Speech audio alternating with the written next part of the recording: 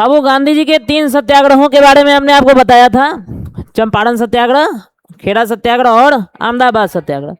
इन तीनों सत्याग्रहों में गांधी जी सफल होते हैं और एक आंदोलन भी छिड़ जाता है अंग्रेजी सरकार के खिलाफ। सत्याग्रह एक शुरुआत रहता है आंदोलनों का। और आपको पता है बाबू 1918 वही साल है जब प्रथम विश्व युद्ध खत्म हुआ था, यानी फर्स्ट वर्ल्ड वॉर खत्म हुआ था। तो आपको हम बता दें, फर्स्ट वर्ल्ड वॉर खत्म होने के बाद अंग्रेज खुद काफ़ी ज़्यादा इकोनॉमिकली, पॉलिटिकली, मेंटली, फिजिकली खराब स्थिति में थे।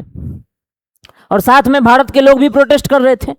उनको भी डोमिनियन स्टेटस चाहिए था भारत के नेताओं को, और लोगों को खाना, सही दाम, सही चीज़ें चाहिए थी।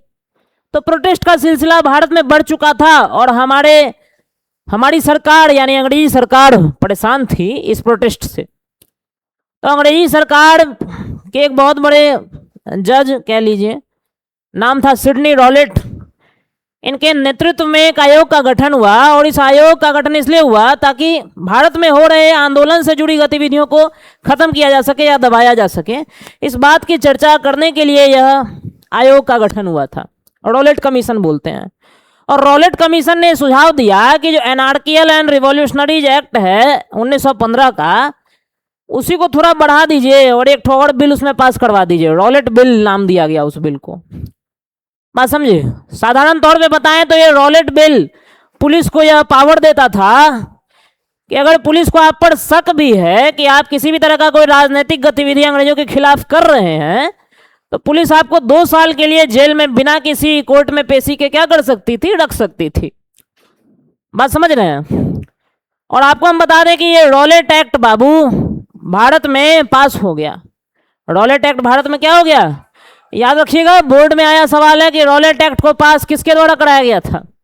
तो इसका उत्तर है इंपीरियल लेजिस्लेटिव काउंसिल। क्या उत्तर है बाबू? Imperial legislative council. ठीक है, इंपीरियल लेजिस्लेटिव काउंसिल। अब सुनिए बाबू ध्यान से, रॉलेट एक्ट को इंपीरियल लेजिस्लेटिव काउंसिल में जब पास करवाया जा रहा था तो भारत के जो सदस्य थे, भारत के नेता, ये इस एक्ट को पास कराने के खिलाफ थे। बेसिकली इस बिल को पास कराने के खिलाफ थे। बात समझे? Madan Mohan Malviya, Mohammad Ali Jinnah, Annie Besant.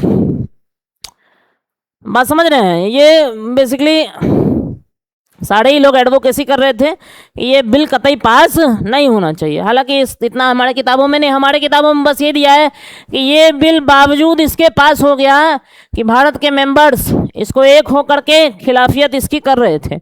भारत के मेंबर्स इस बिल को पास कराने के क्या थे बाबू? खिलाफ थे।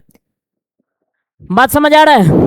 समझ रहे हैं? तो हम आपको अभी तक यही पढ़ाए कि भारत में 1918 के समय में आंदोलनों का एक सिलसिला बढ़ चुका था और इसको दबाने के लिए अंग्रेज कोई ऐसा कठोर कदम उठाना चाहते थे कि आगे से कोई आंदोलन या अंग्रेजी सरकार के खिलाफ जाने की हिम्मत ना करे। और इस क्रम में अंग्रेजों ने लाया एक कानून जिसका नाम क्या पड़ा? Rowlatt act. क्योंकि इसमें एक महत्वपूर्ण भूमिका अदा की थी सिडनी रॉलेट ने, सर सिडनी रॉलेट ने। बात समझ आ रहा है? अब रॉलेट एक्ट था क्या बाबू? तो रॉलेट एक्ट क्या था? Rowlatt Act gave the government enormous powers to detain any political prisoner for 2 years without any trial on the basis of suspect. Babu Rowlatt act सरकार को यह असीमित शक्ति देता था कि अगर किसी पर शक भी है, अगर किसी पर क्या है? शक भी है, तो उसको 2 सालों के लिए जेल में हिरासत में, न्यायिक हिरासत में रखा जा सकता है। बात समझ आ रहा है? नहीं आ रहा है? और शक का आधार क्या था बाबू? शक का आधार था कि आपके घर में कोई सीडीएस न्यूज़पेपर भी मिल जाए तो भी आप पॉलिटिकल प्रिजनर बन जाएंगे। यानी सरकार ने अगर किसी अखबार को बैन किया है, अगर वो भी आपके घर में पाया जाता है तो आप 2 साल के लिए सजा काटने के लिए एलिजिबल हैं। आराम से आप 2 साल जेल में बिताएंगे। बात समझ आ रहा है? और इस दरमियान आपका कोई ट्रायल यानी कोर्ट में पेशी नहीं किया जाएगा। इस एक्ट को बूढ़े बुजुर्ग ना वकील, ना दलील, ना अपील कह के डिफाइन करते हैं। बात समझे? यानी अगर ये एक्ट के तहत गिरफ्तारी हुई तो ना तो वकील मिलेगा, ना ही कोई अपील कर पाओगे, ना ही कोई पिटीशन दे पाओगे यानी दलील दे पाओगे। बात समझ आ रहा है? तो ऐसे ड्रैकोनियन लॉ के खिलाफ गांधी जी ने एक सत्याग्रह आंदोलन का घोषणा किया और इसके तहत गांधी जी ने कहा कि हम एक हड़ताल करेंगे 6 अप्रैल को। क्या करेंगे बाबू? 6 अप्रैल को एक हड़ताल। सुनिए ध्यान से, सारी बातों को जरा ध्यान से समझेंगे क्या प्रसंग चल रहा है। तो सबसे पहले एक्ट पास हो रहा है किसके द्वारा? इंपीरियल लेजिस्लेटिव काउंसिल के द्वारा। बावजूद इसके कि भारत के मेंबर्स, भारत के नेता इसके खिलाफ थे। लाजमी है, भारत के नेता इसको कैसे सपोर्ट करते हैं? बात समझ आ रहा है? रॉलेट एक्ट ने सरकार को असीमित शक्ति दे दिया कि किसी भी तरह की राजनीतिक गतिविधि को सरकार दबा सकती थी और पॉलिटिकल प्रिजनर्स को 2 साल के लिए बिना कोर्ट में पेशी के हिरासत में रख सकती थी। बात समझ रहे हैं? और गांधी जी चाहते थे रॉलेट एक्ट के खिलाफ एक अहिंसक सविनय अवज्ञा आंदोलन करना। देखिए, गांधी जी मुख्य रूप से ऐसे तो कई सारे आंदोलन हैं, लेकिन मुख्य रूप से 2 आंदोलनों के बारे में चैप्टर डिस्कस कर रहा है। पहला है नॉन कोऑपरेशन, दूसरा है सिविल डिसोबीडियंस। पहला क्या है? नॉन कोऑपरेशन, दूसरा क्या है? Civil disobedience. तो हम आपको बता दें बाबू कि नॉन कोऑपरेशन का मतलब है कि हम आपका सहयोग नहीं करेंगे, यानी कोऑपरेट नहीं करेंगे। आपको करना है करिए, आप लॉ बनाइए, हम आपका साथ नहीं देंगे। दूसरा है सिविल डिसोबीडियंस। सिविल डिसोबीडियंस का मतलब है ना तो हम आपका साथ देंगे और ना आपको करने देंगे। बात समझ आ रहा है? सिविल डिसोबीडियंस रिलेटेड है इस बात से कि हम बने गए कानूनों को तोड़ेंगे। जब भी कानून तोड़ने की बात आएगी समझ लीजिएगा कौन सा आंदोलन है? Civil disobedience. कौन सा आंदोलन है? और जब भी बॉयकॉट करने की बातें आएंगी समझ जाइएगा कौन सा आंदोलन है? Non cooperation. नॉन कोऑपरेशन का मतलब है लाइए कपड़ा बेचना है बेचिए, हम नहीं खरीदेंगे। आप लीकर की दुकानें चलाइए, हम नहीं उससे खरीदेंगे कुछ भी। सारा नॉन कोऑपरेशन है। लेकिन अगर कानून तोड़ दिए, नमक कानून तोड़ दिए, रॉलेट कानून तोड़ दिए, तो ये सब क्या है बाबू? Civil disobedience. तो ये कैटेगरी ऑफ कई जगहों पे आपको सिविल डिसोबीडियंस नजर आएगा चैप्टर में, कई जगहों पे क्या नजर आएगा? Non cooperation. तो पहले ही हम आपको बता दिए हैं ये बातें, ध्यान देंगे। महात्मा गांधी इस रॉलेट एक्ट के खिलाफ क्या चाहते थे? एक अहिंसक सविनय अवज्ञा आंदोलन, इस घटिया कानून के खिलाफ, ऐसे अन्याय करने वाले कानून के खिलाफ। बात समझ रहे हैं? और इसके तहत एक हड़ताल था जो कब शुरू होना था? 6 अप्रैल को। कब शुरू होना था दोस्तों? 6 अप्रैल। बात समझ रहे हैं? इसके तहत सुनिए, बातें नहीं करते हैं, इसके तहत कई शहरों में रैलियां ऑर्गेनाइज कराई जाती हैं। जो वर्कर्स हैं वो हड़ताल पे बैठ जाते हैं। रेलवे वर्कशॉप्स में काम करने वाले वर्कर्स अपना काम छोड़ देते हैं, दुकानें बंद कर दी जाती है। अंग्रेजों को समझ आ जाता है कि कुछ तो बहुत बड़ा होने वाला है, गड़बड़ होने वाला है। और अंग्रेज इस बात से भयभीत थे कि संचार और यातायात करने के साधन कहीं बाधित ना हो जाएं, यानी रेलवे और टेलीग्राफ पर कहीं हमला ना कर दें ये सारे। बात समझे? तो अंग्रेज फैसला करते हैं कि हम नेशनलिस्ट पे यानी राष्ट्रवादियों पर क्या करेंगे? धावा बोलेंगे। नेशनलिस्ट कौन थे? जो राष्ट्र के लिए लड़ रहे थे अंग्रेजी सत्ता के खिलाफ, उन्हीं को क्या बुलाएंगे? नेशनलिस्ट। तो अंग्रेजी सरकार क्या फैसला लेती है कि हम नेशनलिस्ट पर धावा बोलेंगे। चीजें समझ आ रही है बाबू? समझ आ रहा है अभी तक? कोई दिक्कत वाली बात नहीं है। अभी तक हम आपको 2-4 ही बातें पढ़ाए हैं ना, ठीक है? आइए ध्यान दीजिएगा। तो लोकल लीडर्स को, अमृतसर से लोकल लीडर्स की गिरफ्तारी हो जाती है बाबू। 9 अप्रैल का तारीख आता है। सैफुद्दीन किचलू और सत्यपाल मलिक, ये 2 नेताओं की गिरफ्तारी हो जाती है अमृतसर से। ये 2 नेताओं की गिरफ्तारी हो जाती है बाबू अमृतसर से। चीजें समझ आ रही हैं? और गांधी जी को दिल्ली आने से क्या कर दिया जाता है? रोक दिया जाता है। गांधी जी को दिल्ली आने से रोक दिया जाता है। 10 अप्रैल के दिन अपने नेताओं की गिरफ्तारी के खिलाफ अमृतसर में लोग जो है पुलिस से हिंसक झड़प कर बैठते हैं। यानी जो है, एक कहने का मतलब है शांतिपूर्ण चल रहे जुलूस पर पुलिस ने फायरिंग कर दिया। पुलिस ने क्या कर दिया बाबू? फायरिंग। इसके बाद गुस्साए लोग बैंक्स पर, पोस्ट ऑफिसेज पर, रेलवे स्टेशन पर, सब जगह हमला करते हैं। सब जगह क्या करते हैं? हमला। बढ़ती एनार्की यानी अराजकता को देखते हुए अंग्रेजी सरकार लगा देती है मार्शल लॉ। क्या लगा देती है? Martial law. अब सुनिए बाबू, मार्शल लॉ का मतलब होता है एक ऐसा कानून जो युद्ध के समय लगाया जाता है। जो कब लगाया जाता है? युद्ध के समय। यानी जब युद्ध जैसी स्थिति उत्पन्न होती है तब लगाया जाता है कौन सा कानून? Martial law. चीजें समझ आ रही हैं? मार्शल लॉ के बारे में अगर हम बताएं कि कानून के हिसाब से मार्शल लॉ अगर लग गया है तो आपके पॉलिटिकल लीडर का शासन खत्म हो जाएगा, सारा शासन आर्मी के हाथ में चला जाएगा, सारा शासन मिलिट्री के पास चला जाएगा। यानी मिलिट्री जैसा बोलेगी वैसा करिएगा। बात समझे? मिलिट्री क्या क्या बोलती है इस समय? आमतौर पे मिलिट्री बोलती है अपने घरों में बंद रहिए, कहीं भी इकट्ठा 3 आदमी से ज़्यादा नहीं होना चाहिए सड़क पे। बात समझ रहे हैं? तो इसी कंडीशन को हम क्या बुलाते हैं? Martial law. तो मार्शल लॉ लग गया था और पंजाब में पुलिस की कमान किसको दे दी गई थी? General Reginald Dyer. आपकी किताबों में जनरल डायर लिखा है तो हम इसी को याद रखेंगे, जनरल डायर। जनरल डायर को पुलिस की कमान दे दी गई थी। और अब आता है बाबू 13 अप्रैल का दिन। इस दिन माइकल ओ डॉयर और जनरल डायर की आपस में एक बैठकी होती है। इसमें बातें होती हैं कि कुछ ऐसा करो कि लोग इस तरह आतंकित हो जाएं, इस तरह डर जाएं कि अंग्रेजी सरकार के खिलाफ दोबारा कभी आवाज ना उठा पाए। माइकल और डॉयर के द्वारा दिए गए दिशा निर्देशों के हिसाब से ही जनरल रेजिनाल्ड डायर जो है ये 13 अप्रैल को जलियांवाला बाग के मैदान में एंटर करता है, जहां लोग एकत्रित हुए थे बैसाखी का पर्व मनाने के लिए। कुछ लोग अपने नेता की रिहाई का मांग रख रहे थे, शांतिपूर्ण तरीके से प्रोटेस्ट चल रहा था।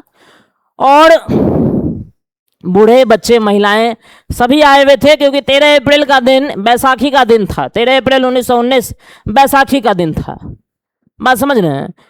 और इसी दिन general Reginald Dyer Jallianwala Bagh का जो मैदान है उसमें मौजूद जो निकासी द्वार है उनको बंद कर देता है और सारी की सारी पुलिस खुलेआम लोगों पर गोली चला देती है। 1650 बुलेट्स फायर होते हैं।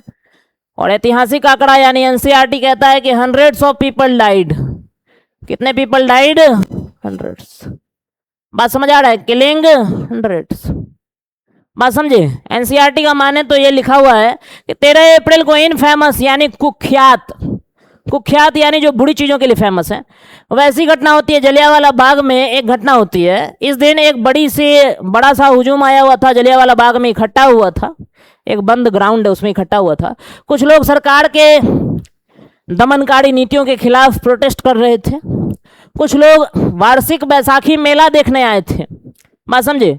और ये जलियांवाला बाग का जो जगह है थोड़ा गांव वाले इलाके में था, तो इन लोगों को उतना जानकारी नहीं था मार्शल लॉ लगाया या क्या लगाया इसके बारे में, बात समझ रहे हैं। मार्शल लॉ में क्या होता है, कैसे ना, ये सब उनको नहीं पता था। गांव देहात के थे, आराम से चल फिर कूद रहे थे, बात समझ रहे हैं। ऐतिहासिक बातों को माने तो एयरक्राफ्ट से कड़ेकी हुई, उसमें पता लगा कि हाँ जलियांवाला बाग में भीड़ जमा है। और फिर जनरल डायर ने कथित तौर पे जानबूझकर ऐसा घटना को अंजाम दिया, बात समझे। और जब अंग्रेजी सरकार से पूछा गया, जनरल रेजिनाल्ड डायर से पूछा गया, तो उनका कहना था कि भाई ये इसलिए किए है, ऑब्जेक्टिव इसके पीछे ये है कि हम मॉरल इफेक्ट छोड़ना चाहते हैं। क्या छोड़ना चाहते हैं? Moral effect. लोगों के जहन में डर आतंक डालना चाहते हैं, आदर करवाना चाहते हैं अपना, बात समझ रहे हैं। राष्ट्रवादियों सत्याग्रहियों के जहन में आतंक और आदर की भावना डालना चाहते हैं। वो आदर जिसका आधार डर हो उसी को एव बोलते हैं, यानी रिस्पेक्ट एक तरह से, बात समझ रहे हैं। तो ये चीजें होती हैं। अब बोर्ड्स में क्वेश्चन आपका इस तरह से भी पूछ सकता है कि describe the after maths of Jallianwala Bagh massacre. उसका आंसर इस पैरा में दिया है। पहले इतनी बातें आपको समझ आ गई हैं? तो बाबू अभी तक हम आपको यही पढ़ाया है कि रॉलेट एक्ट पास हुआ इंपीरियल लेजिस्लेटिव काउंसिल के द्वारा 1919 में। It gave the government enormous power to detain any political prisoner on the basis of suspect for 2 years. Gandhi ji decided to launch a non-violent civil disobedience movement against this act. मैं समझ आ रहा है। He declared a strike which was to be started on 6th of April. Gandhi ji was barred from entering Delhi. On 9 April, two popular leaders, Saifuddin Kichlu and Satyapal Malik, were arrested from Amritsar, Punjab. On 10 April, the police fired upon a peaceful procession, causing widespread attacks on banks, railways, and post offices. And lastly, on 13 April, the infamous Jallianwala Bagh massacre took place, in which hundreds of Indians, in which almost 1,000 to 1,500 Indians lost their lives. They were innocent peoples. बात समझ आ रहा है? The object of Jallianwala Bagh massacre, as declared by General Dyer, was to produce a moral effect on the minds of satyagrahis.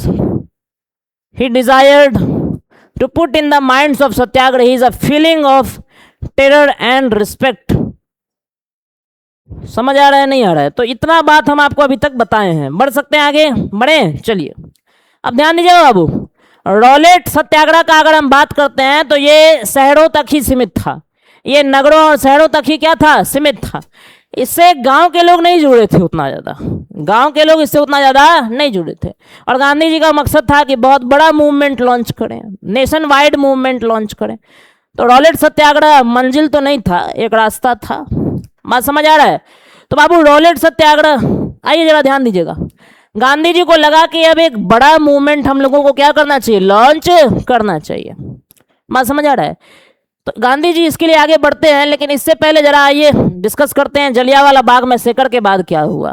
तो देखो, Jallianwala Bagh massacre के बाद पंजाब में हुई यह दुर्दांत घटना का खबर पूरे भारत में फैला। गांधी जी ने अंग्रेजों के रिजीम को सैटनिक रिजीम डिक्लेयर किया, यानी शैतानी शासन। बात समझे?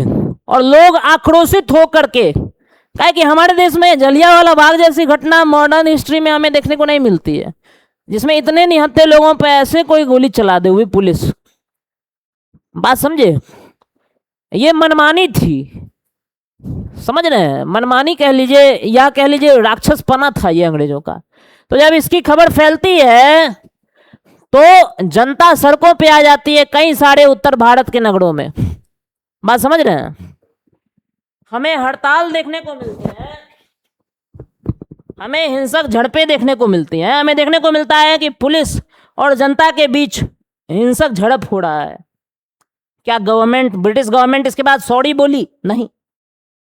ब्रिटिश गवर्नमेंट इसके बाद उन लोगों को भी प्रताड़ित की जो जलियांवाला बाग मैसेकर के लिए प्रोटेस्ट कर रहे थे। प्रताड़ित इस हद तक की कि उन लोगों पर कोड़े बरसाए गए। फ्लॉगिंग मतलब कोड़े बरसाना, फ्लॉगिंग मतलब कोड़े बरसाना। समझ रहे हैं? गांवों में गुजरनवाला पंजाब पाकिस्तान के समय आज में पड़ता है, तो वहां पे बम बरसाए गए। लोगों को बोला गया गलियों में चलो, उठो, साहिब को सैल्यूट मारो, crawl on the streets and salute the sahibs. बात समझ आ रहा है नहीं आ रहा है? ये शब्द थे।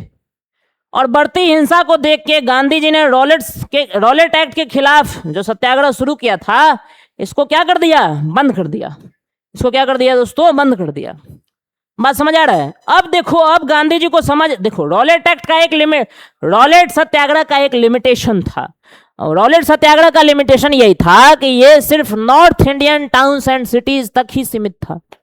और गांधी जी एक ऐसा आंदोलन शुरू करना चाहते थे जिसकी छत्र छाया में पूरा भारत के लोग आ सके, पूरे भारत में रह रहे लोग आ सके। करीबन 20 से 26 करोड़ की आबादी थी भारत की उस जमाने में। तो गांधी जी इतना बड़ा आंदोलन शुरू करना चाहते थे। बात समझ रहे हैं? और ऐसा आंदोलन बिना हिंदुओं और मुसलमानों को साथ लाए बिना शुरू नहीं हो सकता था। बात समझ आ रहा है? तो आइए जरा नजर डालिए बाबू। तो एक तरीका गांधी जी को दिखा ऐसा करने का, हिंदुओं और मुसलमानों को साथ लाने का, कि हम खिलाफत इशू उठाएं, यानी खिलाफत का मुद्दा उठाएं। किसका मुद्दा उठाएं बाबू? खिलाफत। खिलाफत का मुद्दा क्या था ये आपको ऑलरेडी हम समझाए थे। देखिए, वर्ल्ड वार में दो पावर्स थे, अलाइड और सेंट्रल। अलाइड पावर्स में French British empire, Russian empire, USA था। और सेंट्रल पावर्स में Ottoman empire, German empire, Habsburg empire था। आपको पता है central empire first world war को हार चुका था। और हारने के बाद जर्मनी पे 28 जून 1919 को ट्रीटी ऑफ वर्साइल लगाई गई थी, जिसके लिए वुड्रो विल्सन जो कि अमेरिका का प्रेसिडेंट था, वो तैर करके आया था बेचारा, क्या बोलते हैं, फ्रांस। बात समझ रहे हैं? ऐसी ही एक संधि लगाए जाने की बात थी ऑटोमन साम्राज्य पे भी। आप वर्ल्ड वार 1 में दो गुट आ रहे हैं। अलाइड यहाँ पे वर्ल्ड वार 1 के बाद ट्रीटी साइन करवा रहा है, तो अलाइड जर्मनी के साथ ट्रीटी साइन करवाया था। वैसा ही ट्रीटी साइन करवाने का बात था किसके साथ? ऑटोमन्स के साथ। किसके साथ बाबू? ऑटोमन्स के साथ। बात समझ आ रहा है? सुनिए बाबू, ऑटोमन साम्राज्य वो साम्राज्य है जो जेनिथ पर पहुंचता है 1453 में। कब पहुंचता है? 1453 में। ठीक है, 1453 में। 1453 में बाइजेंटीन सम्राट कॉन्स्टेंटाइन के द्वारा बसाए गए शहर कॉन्स्टेंटिनोपल को ऑटोमन एम्पायर अपने कब्जे में ले लेता है, जिसके बाद वास्को डी गामा को सी रूट ढूंढना पड़ता है इंडिया आने के लिए। पढ़े थे आप क्लास 8 में। तो बाबू ऑटोमन साम्राज्य 1453 में बसा साम्राज्य था और अभी साल चल रहा है 1918, बेसिकली 1919 मानो आप।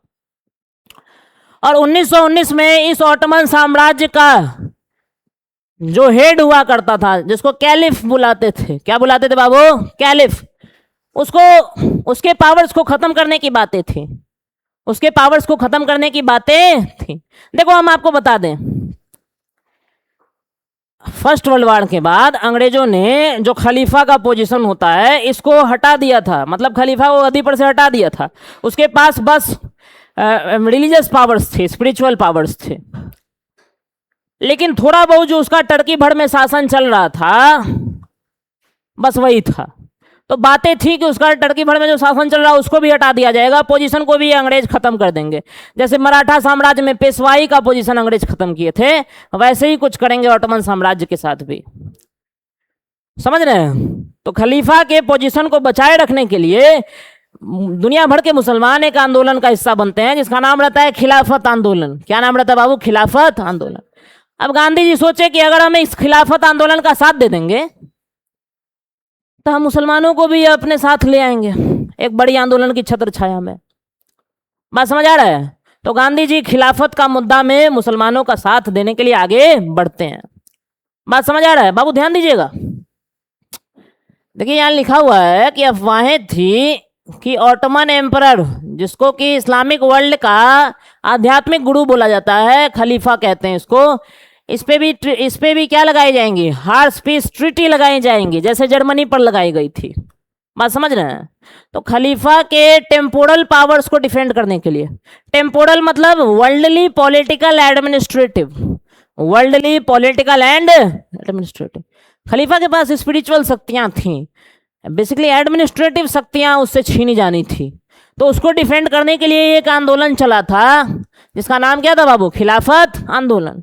और इस खिलाफत आंदोलन की भारत में अगुवाई कर रहे थे अली ब्रदर्स। कौन कर रहे थे? इधर ध्यान दीजिएगा बाबू, अली ब्रदर्स। और इस अली ब्रदर्स में दो लोगों का नाम याद रखना है आपको, मोहम्मद अली, शौकत अली। मोहम्मद अली और शौकत अली। बात समझे? ये खिलाफत आंदोलन शुरू होना था, बेसिकली शुरू हुआ, बेसिकली बाबू समझिए, खिलाफत आंदोलन को शुरू करने के लिए एक कमेटी बनी। ये कमेटी कब बनी? ये कमेटी कब बनी? मार्च 1919। मार्च 1919 शुरू होगा नॉन कॉर्पोरेशन के साथ, ठीक है? अभी कमेटी बनी है। कमेटी कब बन रही है? मार्च 1919, यानी मार्च 1919। कोई दिक्कत वाली बात नहीं, समझ आ रहा है? समझ आ रहा है ना? और खिलाफत आंदोलन के दो लीडर्स कौन से थे? मोहम्मद अली और शौकत अली। इसमें गांधी जी चले गए इनका साथ देने, गांधी जी चले गए इनका साथ देने। अब हम आपको बताएं ना, तो खिलाफत का मुद्दा ही बड़ा बकवास मुद्दा था। क्यों? क्योंकि तुर्की ने इसको खुद 1922 में खत्म कर दिया। बात समझे? तुर्की के लोगों ने तुर्किश रिवॉल्यूशन के साथ मुस्तफ़ा कमाल पाशा अतातुर्क के अंदर में इसको क्या कर दिया? खत्म कर दिया। बात समझ आ रहा है नहीं आ रहा है? समझ रहे हैं?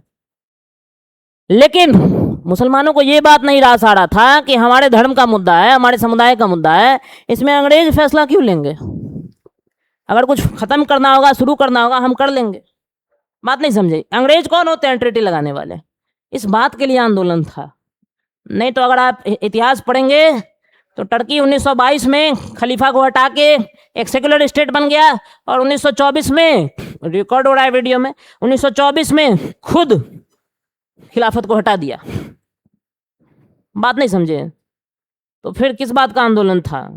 इसी बात का आंदोलन था कि हमारे धर्म का मुद्दा, हमारे समुदाय का मुद्दा हम कर लेंगे, आप काहे दिमाग लगाते हैं?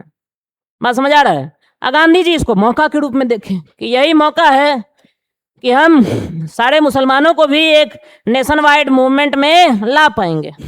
बात समझे? तो अगला काम था कांग्रेस के नेताओं को समझाना कि खिलाफत और नॉन कोऑपरेशन शुरू किया जाए। खिलाफत और नॉन कोऑपरेशन क्या किया जाए? शुरू किया जाए। तो बाबू कांग्रेस के नेताओं को समझाने के लिए याद रखिएगा, बोर्ड में आता है मैप बेस्ड क्वेश्चन में, सितंबर 1920, एक मीटिंग हुई कैलकाटा में। कहाँ पे मीटिंग हुई बाबू?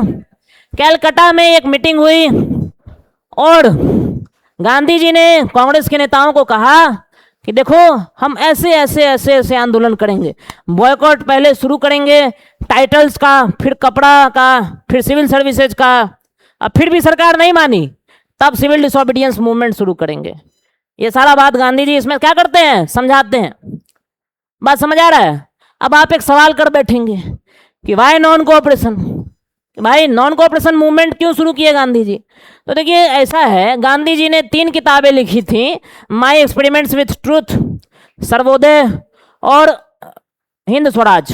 हिंद स्वराज 1919 में लिखी किताब में गांधी जी ने बोला कि if British rule had established in India, अगर अंग्रेजी शासन भारत में स्थापित हुआ है 1909, हाँ ठीक, तो 1909 ही बोले ना, हाँ तो वही तो कह रहे हैं। हिंद स्वराज 1909 में लिखी किताब में गांधी जी ने कहा कि if British rule had established in India, यानी अगर अंग्रेजी शासन भारत में स्थापित हुआ है, it was due to the cooperation from the Indians. ये इसलिए हो पाया है क्योंकि हम भारत के लोगों ने अंग्रेजों का क्या दिया है? साथ दिया है। अगर हम भारत के लोग अंग्रेजों का साथ देना बंद कर दें तो अंग्रेजी शासन 1 साल में खत्म हो जाएगा। नहीं समझ आया? If we Indians refuse to cooperate with the British, then the British rule would collapse within 1 year. ये बात हिंद स्वराज में कौन कह रहे हैं? गांधी जी। गांधी जी क्या कह रहे हैं? समझ आया? गांधी जी कह रहे हैं अगर हम लोग ब्रिटिश लोगों का साथ देना बंद कर देना तो 1 साल में उनकी सत्ता क्या हो जाएगी? भारत से उड़ जाएगी। बात समझ आ रहा है? समझ आ रहा है बाबू? तो ये बात गांधी जी समझाते हैं किसको? कांग्रेस के नेताओं को। अब कांग्रेस के नेता सोचने लग जाते हैं कि क्या वाकई में इतना बड़ा आंदोलन करें? अभी तक रॉलेट आंदोलन किए थे, क्या हुआ उसके तरफ देखबे किए, कहीं कोई और बहुत बुरा कांड नहीं हो जाए। समझ रहे हैं? कांग्रेस के नेता आनाकानी कर रहे होते हैं इस आंदोलन को मानने के लिए। बात समझ रहे हैं? तो आखिरकार कांग्रेस के नेता मान जाते हैं। कब मानते हैं? दिसंबर में। कब मानते हैं बाबू? दिसंबर में। दिसंबर में याद रखिएगा कांग्रेस का मीटिंग नागपुर में हुआ है। कहां हुआ है बाबू? समझ आ रहा है? कहां पे हुआ है? नागपुर। समझ आ रहा है बाबू? मैप बेस्ड आता है, एगो कैलकाटा लोकेट करो, ऐसे नहीं देगा, बोलेगा Congress session of September 1920, December session of December 1920 session of Congress और 1927 वाला सेशन। कैलकाटा, नागपुर और मद्रास होगा इसका आंसर। समझ आ रहा है बाबू बात? समझ रहे हैं ना? कोई दिक्कत वाली बात नहीं है। तो कांग्रेस के नेता आखिरकार कब मानते हैं? कौन से सेशन में? दिसंबर 1920 के सेशन में। और ये दिसंबर 1920 का सेशन कहां पे होता है दोस्तों? नागपुर में। कहां पे होता है? समझ आ रहा है? सब कुछ दिमाग में जा रहा है ना? कोई दिक्कत नहीं है ना? तो आखिरकार नागपुर में कांग्रेस के नेता दिसंबर 1920 में मान लेते हैं इस बात को कि हमें नॉन कोऑपरेशन खिलाफत मूवमेंट क्या करना चाहिए? शुरू करना चाहिए। बात समझ रहे हैं?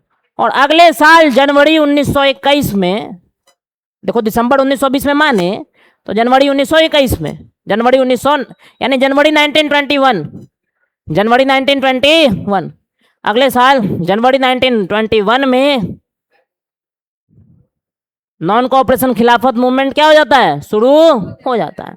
और इस बीच में 1919 से 1920 के बीच, देखो 1920 की गर्मियों में गांधी जी शौकत अली के साथ भारत भ्रमण पे निकलते हैं। किस पर निकलते हैं? भारत भ्रमण पे। स्टूडेंट से मिलते हैं, उनके मांगों को सुनते हैं, सारी चीजें गांधी जी करते हैं। गांधी जी एक पढ़े लिखे व्यक्ति थे, तो आंदोलन भी वैसा ही था उनका। बात समझ आ रहा है? नहीं आ रहा है? समझ रहे हैं?